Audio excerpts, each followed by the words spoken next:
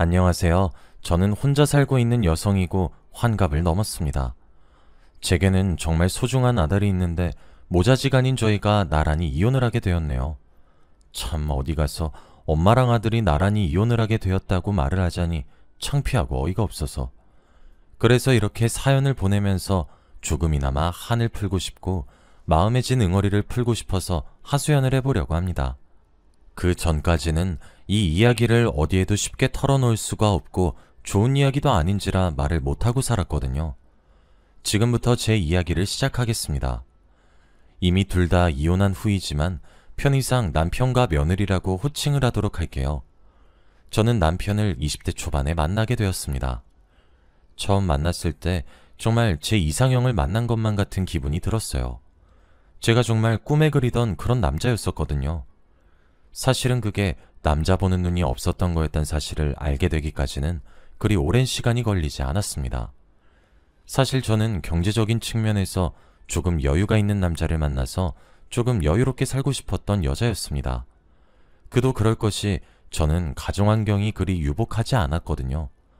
항상 뭔가를 하고 싶어 하게 되면 그놈의 돈이 뭐라고 그렇게 제 발목을 붙잡았습니다. 저는 하고 싶은 것도 많고 꿈도 많았던 소녀였지만 결국 가정 형편이 제가 스스로 꿈을 포기하게끔 만들더라고요. 처음부터 그렇게 가난했던 것은 아니었습니다. 지금 생각해보면 어렸을 때는 그래도 꽤 유복했었던 것 같아요. 하지만 한순간에 불행이 저희 집을 찾아오게 되었고 저희 아버지는 일을 하다가 불의의 사고로 몸이 많이 불편해지게 되었습니다. 꽤 높은 높이에서 떨어지게 되면서 몸을 아주 크게 다치시게 되었거든요.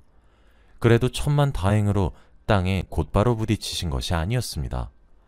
무언가의 위로 떨어지게 되면서 충격을 전부 흡수하지 않으셨지만 그 후유증이 없으신 것은 아니었습니다. 그 사고 이후로 다리를 조금 저시면서 걸으시거든요. 병원에도 오래 계셨고 큰 수술도 몇 번 하셨죠. 그래서 그날 이후 저희 어머니께서는 스스로 가장이 되어야만 하셨어요. 어머니는 원래 전업주부셨고 그래서 이렇다 할 일을 할 순 없으셨습니다. 그래서 어머니는 시장에 나가 생선을 팔기 시작하셨어요. 곱기만 했던 손이 부르트기 시작하셨죠. 제게 남동생이 하나 있는데 어머니는 그렇게 정말 많은 것을 희생하시며 저희 남매를 키워내셨어요. 하지만 그런다고 해서 형편이 나아지는 것은 아니었습니다. 정말 딱 입에 풀칠을 하고 사라지는 수준이었거든요. 아버지도 본인이 다치게 되면서 돈을 벌어오지 않는 탓에 가세가 기울어지는 게 되었다는 죄책감 때문이셨던 것인지 일용직일을 조금이라도 하면서 가정의 보탬이 되고자 했어요. 그러나 부모님의 노력에도 저희 집은 더 나아지진 않았습니다. 비록 아버지는 제게 무척 다정하셨고 온화하셨던 분이셨고 어머니 또한 제게 사랑을 많이 베풀어 주셨지만 그것과 별개로 여유로운 환경을 가진 친구들이 참 부러워했었던 기억이 나요. 그래서 저는 어쩔 수 없이 포기해야 하는 삶이 너무나도 지긋지긋했어요. 내가 재능이 없거나 할 줄 모른다거나 이런 이유가 아니라 여건이 되지 않아 포기할 수밖에 없다는 것을 깨닫게 될 때면 그렇게 허탈할 수가 없었거든요. 하지만 그렇다고 해서 제가 그렇게 허탈해하면 부모님이 죄스런 표정을 짓는 것도 너무 싫었어요. 제가 부모님께 꼭 상처를 드리는 듯한 느낌을 지울 수가 없었거든요. 어쨌든 어린 시절에 저는 하고 싶은 것들을 다 포기하면서 지내야 했고 참으면서 지냈어요. 그리고 그게 당연시되는 삶이었어요. 그리고 저는 제 남동생이 저와 같은 길을 걷지 않길 바랬어요. 그런 선택은 저 하나로 족하다고 생각했거든요.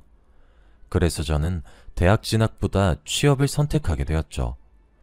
저는 남동생만큼은 제가 포기한 대학을 대신이라도 가주길 바라는 마음과 형편이 어려운 집에 보탬이 되고 싶어 대학 진학은 포기하고 어느 작은 중소기업에 취직을 하게 되었어요.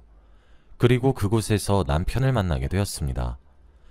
남편은 저보다 10살 많은 남자였는데 중소기업을 운영하고 있었고 자상한 사람이었어요.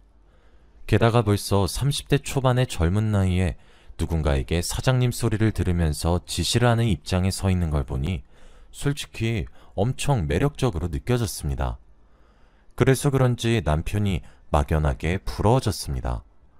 처음엔 부러움만 있었어요. 하지만 중소기업이라서 직원 수가 많지 않았기 때문에 남편과 저는 일을 하면서 자주 부딪히기 시작했어요. 그러다 어느새 정신을 차려보니 둘이서 밥을 먹기도 했고 술도 마시는 사이로 발전되어 있었죠. 남편을 만나면서 처음 해보는 것들이 많았어요. 남편의 차가 그 당시 외제차였는데 거기 조수석에 타보기도 하고 헉소리가 날 정도로 비싼 소고기를 사주기도 했죠. 그래서 그런지 남편의 애정 공세를 받는 내내 황홀했습니다. 그리고 황홀해하는 제 모습에 남편은 순수함을 느끼게 되었다고 했죠. 본인이 만났던 그 어떤 여자들 중에서 제가 가장 순수한 것 같다고 하더라고요. 남편은 제게 고백을 했고 우린 그렇게 연인이 되었죠. 남편의 그런 부유함이 제게 엄청 호감으로 다가왔거든요. 하지만 우리 사이에 문제가 하나 있었습니다. 남편은 제게 자꾸 빠르게 결혼하자고 조르기 시작했어요. 하지만 저는 남편보다 10살이나 어리기 때문에 사회에 적응하는 것조차 벅차기 시작했고 그런 남편의 제안이 조금 부담스러웠어요. 아직 결혼을 생각할 나이는 아니었으니까요. 하지만 남편은 집에서 결혼 정년기라고 빠르게 결혼하기를 보채고 있다며 저를 졸랐고 어차피 할 결혼 지금 이 남자가 좋으니 나도 좋다고 생각하며 결혼 준비를 시작했습니다. 그렇게 가정을 꾸리게 되었어요. 당시 제 나이는 22살이었습니다. 남편은 결혼함과 동시에 제게 일을 그만두길 바랬어요. 전업주부로서 가사일에만 전념하길 바랬죠. 친정에다가는 남편이 용돈을 주겠다고 하면서 말이에요. 저는 남편의 아이도 임신했고 평화롭게 지내고 있었어요. 그런데 어느 날 남동생으로부터 연락이 한 통 왔어요. 뭔가 해서 받았더니 지금 혹시 여수에 있는 거냐고 물어보는 연락이었죠. 그날 남편이 여수로 출장을 가서 남편을 만났구나 싶어서 이야기를 해주었어요. 저는 집에 있고 남편만 여수로 출장을 가 있다고 말이에요. 남동생은 한참이나 연락이 없더니 나중에 이야기하자며 서둘러 전화를 끊었어요. 저는 그런 남동생의 전화가 당최 이해가 가질 않았습니다. 나중에 알게 된 진실은 좀 더 끔찍했어요. 남동생은 여수에서 남편이 어떤 여자와 함께 호텔을 나서는 것을 우연히 목격하게 되었고 당연히 그 여자가 저겠거니 싶어서 연락했던 거였지만 사실 남편은 외도를 하는 중이었더군요. 그때부터 제 결혼 생활은 순식간에 지옥으로 변했어요. 하지만 이혼을 한다는 것은 정말 쉽지 않은 일이었습니다. 제 뱃속에는 이미 우리의 아이가 숨을 쉬면서 살고 있었고 아이를 포기할 수도 없었어요. 그렇다고 이혼해서 제 아이를 제가 자랐던 시절처럼 조금 모자라게 키우고 싶지도 않았고요. 그래서 이혼하는 것을 선택하지 않았어요. 저는 남편이 스스로 그만두고 돌아오길 바랬어요. 남편의 외도 상대가 누군지 알기 전까지 말이에요. 남편의 외도 상대는 제가 결혼을 하게 되면서 비워지는 제자리의 후임이었습니다. 나중에 알게 된 사실은 남편이 사실 과거에도 2번의 이혼 경험이 있었다는 사실과 제가 3번째 와이프란 사실이었고 그 모든 이혼 사유가 남편의 여자 문제 때문이란 것도 알게 되었어요. 그리고 회사의 격리라는 자리는 경력사항이나 이런 것들은 전부 표면적인 문제였고 남편이 이력서에 있는 사진을 보면서 얼굴만 보고 뽑는 그런 자리였더군요. 그렇게 표면적으로 몇 달 일을 가르치는 신용을 하면서 남편이 격리를 꼬시는 그런 자리더라고요. 꼬시는데 성공하면 바람을 피게 되는 거고 실패하면 인턴을 시켜봤더니 우리 회사랑 안 맞다며 내쫓고 제가 너무 짜증나면서도 신기했던 것은 남편은 꾸준히 격리와 바람이 났다는 사실입니다. 쭈글거리는 주름살 많은 아저씨 주제에 어쩜 젊은 여자만 그렇게 만나는지 비결이 궁금할 정도였죠. 어찌되었든 아이가 태어났고 건강한 왕자님이었어요. 시댁과 남편 둘 다 출산을 기뻐했으나 거기서 끝이었어요. 남편은 가정으로 돌아오지 않았고 밖으로 계속 놔두는 것을 선택했죠. 도무지 어쩌다 이렇게 되었는지 당최 알 수가 없더군요. 여자는 약해도 아줌마는 강하다는 말이 있죠. 저도 그랬습니다. 여자로서 제 마음은 짓밟히고 지디겨지고 눈물로 밤을 지새우다가도 태어난 제 아들을 보면서 꾸역꾸역 버티기 시작했어요. 점점 마음을 비우기 시작하니까 또 버텨지긴 하더라고요. 그렇게 30년이 넘는 세월을 아들 하나만 바라보면서 더 버텼어요. 그래도 그나마 다행이었던 것은 남편이 아들에게 들어가는 비용은 아끼지 않았어요. 시댁에서도 제 아들에게 많이 베풀어 주기도 했고요. 또 비록 남편이 제게 제대로 된 남편의 역할은 해주지 못했지만 저희 친정의 경제적 지원을 계속 해주었기에 저도 남편에게 그리 큰 애정을 바라지 않으면서 단념하면서 살았어요. 그게 가능했던 것도 제 기대만큼 아들이 잘 자라주었기 때문이기도 하죠. 제 아들은 어딜 가나 자랑스러운 아들이었거든요. 세월이 지나는 만큼 제 아들도 어느새 어른이 되었고 결혼을 하고 싶다며 며느리까지 데려왔습니다. 너무 싹싹하고 좋은 여자를 데리고 와서 얼마나 기특했는지 몰라요. 이제 제 할 일을 끝냈다는 생각이 절로 들 정도더라고요. 아들을 결혼시키고 나니 큰 집에 저와 남편 둘만 남게 되었어요. 아들이 있었을 때는 집이 꽉 차는 느낌이었는데 한 사람이 빠졌다고 너무 공허했죠. 그런 느낌을 저뿐만 아니라 남편도 받았나 보더라고요. 남편은 그 이후 제게 조금씩 다가오기 시작했어요. 저도 남편이 여자 문제로 속을 끓였던 건 너무 오랜 기간이 지나기도 해서 그렇게 늦었지만 돌아오려는 남편의 행동이 반갑기도 했고요. 앞으로 저희가 살아봤자 몇십 년을 더 살겠어요. 그동안 이제라도 사이좋게 지내면 되겠거니 했었죠. 그런데 하늘도 참 무심하시더라고요. 어느 기점을 시작해 가슴이 너무 답답하고 아프기 시작했어요. 처음엔 무시할 수 있는 수준의 고통이었지만 시간이 지나가기 시작하니까 점점 더 심해졌죠. 날이 갈수록 심해지는 고통에 결국 병원에 가서 진단을 받게 되었어요. 병원에서는 대학병원에 가셔서 정밀검사를 받아보라 권했죠. 정밀검사 결과 저는 유방암 3기 환자였습니다. 이제서야 겨우 저 하나를 챙길 시간이 왔는데 그 시간마저 유방암이라니 하늘이 노래지는 기분이 이거겠구나 싶었죠. 남편에게 이 이야기를 해주니까 남편은 그 자리에서 눈물을 흘리더라고요. 자기가 젊었던 시절부터 자꾸 제 가슴에 대못을 박아서 유방암에 걸리게 된 거라고 하면서요. 그러면서 이제는 자신이 제가 그동안 해주었던 내조를 할 테니 걱정 말고 항암을 받으라고 하더군요. 저는 남편이 많이 늦었지만 이제라도 마음을 다잡은 것 같아서 좋다고 생각했고 남편의 간호를 받으면서 항암 치료를 시작했습니다. 다행히 비록 유방암 3기이지만 3기로 진행된 지 초기에 불과하기도 했고 항암 치료를 받는 내내 제게는 약들이 너무 잘 맞았기 때문에 항암 치료 자체도 순조로운 편이었어요.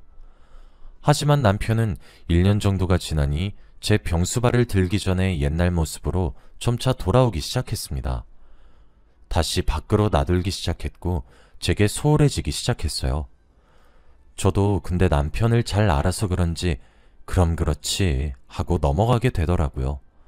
하도 남편이 여차에 미쳐 산다는 사실을 알고 있으니까요. 또 여자를 만나는구나 하고 치였어요. 그런데 이번엔 그 상대 여자가 정말 상상치도 못한 존재더군요. 지금부터 제가 목격했지만 두 눈으로 보고도 믿지 못했던 이야기를 시작하겠습니다. 그날은 참 맑은 날이었어요. 그러나 맑은 날씨와 대조적이게도 제 몸 상태는 정말 가히 최악이라고 볼 수 있을 정도였어요. 결국 저는 그날로부터 며칠 전에 병원에 입원을 하게 되었죠. 그러다 제가 집에 다시 갔다 와야 될 것 같은 상황이 생기더라고요. 가져온 옷가지에 문제가 좀 있었거든요. 저 말고 당연히 다른 가족이 나서서 들고 오면 되는 문제이기도 했습니다. 그러나 아들은 회사에 있고 며느리가 혹시나 부담을 느끼거나 어려워할까봐 미리 걱정해 연락을 자제하고 있었고 남편은 여자 만난다고 정신이 없으니 제가 혼자 갔다 오는 수밖에 없더라고요. 그래서 집을 향해 출발했습니다. 날씨 좋지 바람도 솔솔 불지 그렇게 집에 도착했고 현관문을 열려고 했어요. 그랬는데 현관문이 빼꼼 조금 열려 있더라고요. 그리고 현관문 틈새로 남자 구두와 함께 여자 구두가 함께 펴져 있었어요. 게다가 제가 널브러진 여자 구두를 보니까 굉장히 눈에 익는 구두인 거더라고요. 남자 구두는 제 남편 것이었고요. 아내는 항암 때문에 중내산해 하면서 치료받고 있는데 어떻게 우리 집까지 여자를 끌어들이나 싶어서 화가 나기 시작했고 남편이 있는 곳을 향해 성큼성큼 들어가기 시작했어요. 하지만 이제 곧 말소리가 들리기 시작했고 저는 본능적으로 발소리를 죽인 채로 소리가 들리는 곳을 향했고 대화를 엿듣기 시작했습니다. 그렇게 도착한 곳은 저와 남편의 부부 침실이 있는 곳이었고 그곳에 펼쳐진 대화 내용은 끔찍했어요. 자기야, 어머님 보험금 언제 나와? 아, 그러니까 말이야, 놓친네. 명줄이 왜 이렇게 긴 것인지. 이게 다 내 팔자다. 아, 진짜 병원비 아까워. 그 놓친내가 얼른 암으로 죽어야 보험금도 꽤 짭짤하게 나오고 그 돈으로 우리 미 명품백 하나를 사주는데. 아, 우리 미 명품백 이미 골랐어? 이야기 속에 나오는 남녀는 제가 암에 걸려 받게 되는 보험금을 어떻게 탕진할지에 대해서 말도 안 되는 상의를 하기 시작했고 그들의 정체는 너무나도 충격적이게도 제 남편과 며느리였습니다. 저는 정말 너무 큰 충격에 빠지기 시작했어요. 저는 휴대폰을 켜서 모든 대화를 녹음하기 시작했고 그들은 제가 문 하나를 사이에 두고 모든 계획을 들을 거라고는 감히 상상하지도 못하고 그 조잘거리는 입을 간수하지도 않고 마음대로 떠들기 시작했죠. 저는 이야기를 듣다가 더는 화를 주체하지 못했고 문을 벌컥 열고 들어가 며느리의 머리채부터 잡고 흔들기 시작했습니다. 두 사람은 당황하기 시작했죠. 저는 정말 이대로 모든 것을 포기하고 싶었어요. 어떻게 아버지라는 작자가 아무리 여자에 미쳤어도 그렇지 우리 아들의 아내이고 우리에게 며느리였던 애랑 외도를 하다가 제게 걸릴 수가 있나요? 사람이 정말 인간의 도리로 최소한에 넘지 말아야 할 선은 있잖아요. 며느리면 저희에게도 가족인 건데. 제가 어디서 그런 힘이 났는지는 모르겠지만 저는 두 사람을 떨어뜨리고 난리를 치기 시작했습니다. 아들에게 전화를 해서 집으로 불러들이기도 했죠. 저희 가정은 순식간에 파탄나기 시작했습니다. 저는 남동생에게도 이 사실을 알렸어요. 제가 믿고 의지할 수 있는 사람이 이젠 남동생과 아들 이렇게 딱 둘뿐이더군요. 남동생은 제 이야기를 듣는 내내 입을 다물지 못하기 시작했어요. 그렇게 이례적으로 남동생의 도움을 받아 엄마와 아들의 동시 이혼 소송이 진행되었습니다. 그 과정에서 알게 된 사실은 아들은 며느리의 외도 사실을 짐작은 하고 있었고 증거를 모으는 중이었다고 했죠. 그래도 상간남이 자신의 아버지일 줄은 몰랐다고 하더라고요. 상간남의 범위가 좁혀지니까 아들은 며느리의 불륜의 증거를 하나둘 가져오기 시작했고 그 모든 것들이 아들의 재판의 증거이자 제 재판의 증거물이 되었어요. 그렇게 저와 아들은 동시에 이혼 소송을 승소할 수 있게 되었습니다. 남편과 며느리는 그제서야 후회가 되었던 것인지 저희 두 사람을 찾아와서 한번 다시 받아달라고 이야기를 하면서 무릎을 꿇고 싹싹 빌었습니다. 하지만 어디 인간 같지 않은 행동을 하는 사람을 용서해야 하는지는 모르겠더라고요.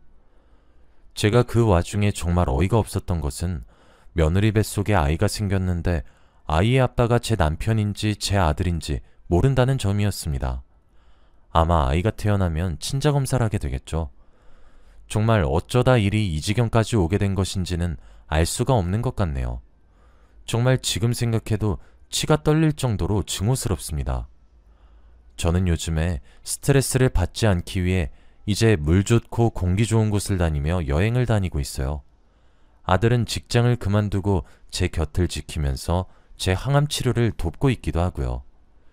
제가 기적적으로 완치를 할 수도 있을 테고 시한부 인생을 살게 될지도 모르지만 저는 이제 앞으로 제게 집중하고 저만 사랑하면서 살고 싶습니다. 여기까지가 제 이야기였습니다. 긴 이야기 들어주셔서 정말 감사드리고 다들 행복한 연말 되시길 부탁드려요. 그리고 이제 제가 새롭게 살아갈 인생 제2막도 힘껏 응원해 주시길 부탁드립니다. 그리고 저와 제 아들이 상처를 딛고 좀 더 단단하게 일어날 수 있기를 기도해 주세요.